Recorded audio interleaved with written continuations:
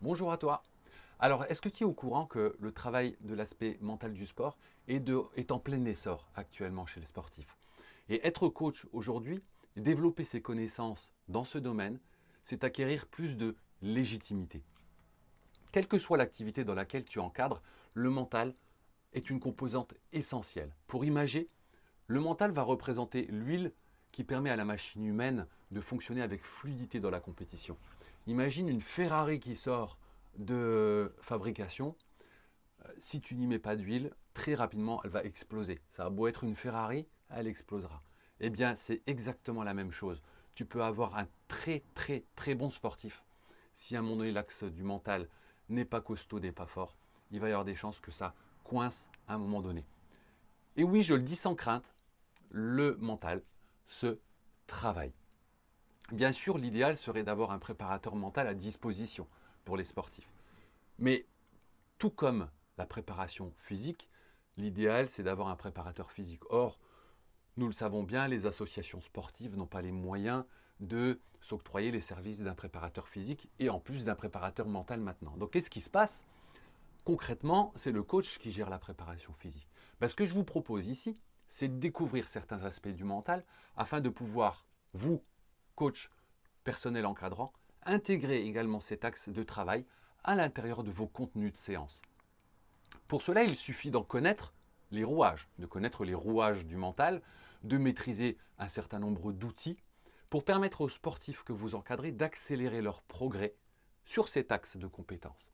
Alors, je suis Claude Cunego, préparateur mental pour sportifs. Ancien footballeur amateur, j'étais le joueur très doué à l'entraînement, mais qui avait beaucoup de difficultés à mettre en valeur ses qualités lors des compétitions. Je manquais de confiance en moi. J'ai surmonté ces difficultés la trentaine passée. Autant vous dire que c'était très tard, pour le monde du foot en tout cas. Et j'aurais vraiment beaucoup aimé avoir des éléments, des outils, et ne serait-ce que savoir que l'axe mental se travaille. Alors, lorsque j'ai commencé à encadrer des jeunes, je me suis très vite intéressé à cet axe de travail afin de permettre aux apprentis footballeurs de mieux gérer cet aspect de leur sport. D'abord par des lectures, puis par des formations. Et ces connaissances, je les ai dans un premier temps appliquées à l'intérieur de mes séances, à l'intérieur de mon programme annuel, et j'avoue que les résultats ont dépassé mes espérances. J'encadrais à l'époque dans un club avec des jeunes qui avaient du mal à se concentrer, qui avaient du mal à canaliser leur énergie. Dans l'espace de quelques mois, les séances sont devenues beaucoup plus agréables pour tout le monde, autant pour ceux qui encadraient que pour les enfants qui participaient aux séances. Cet axe de travail m'a tellement passionné que j'en ai aujourd'hui fait mon métier. Aujourd'hui, j'accompagne des sportifs de haut niveau en utilisant des méthodes telles que l'hypnose, la sophrologie, la programmation neurolinguistique, les techniques d'optimisation du potentiel, et j'aide les sportifs à développer leurs aptitudes mentales, à créer des routines efficaces afin de leur permettre de mieux gérer la compétition. Je leur permets de travailler sur le stress ou de résoudre des problématiques spécifiques. Je pense notamment à Youssef Maziz, qui avait des difficultés dans la communication avec le corps arbitral. Je pense également à Vachon Romaric, par exemple, jeune pongiste qui échoue 3 fois de suite au championnat de France en finale à cause du stress.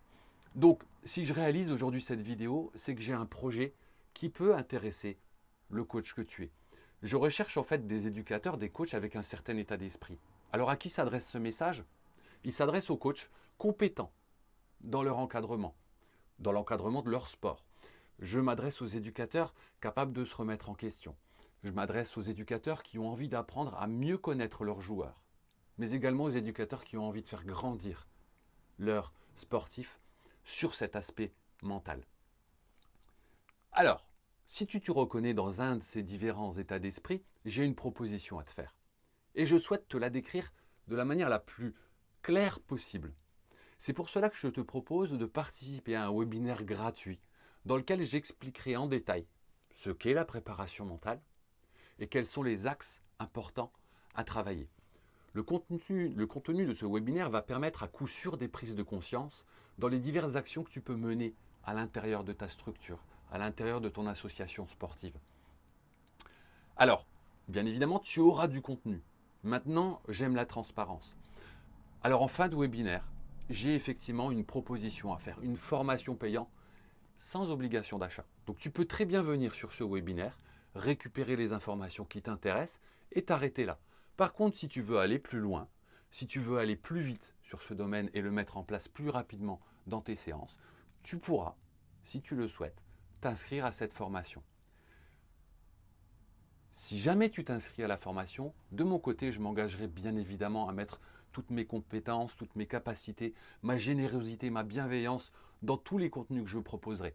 Et dernière information, pour t'inscrire à ce webinaire, il suffit de cliquer sur le lien situé sous la vidéo et de remplir le formulaire d'inscription. J'espère te retrouver très rapidement à l'intérieur de ce webinaire et je te souhaite tout plein de bonnes choses d'ici là. Bye bye.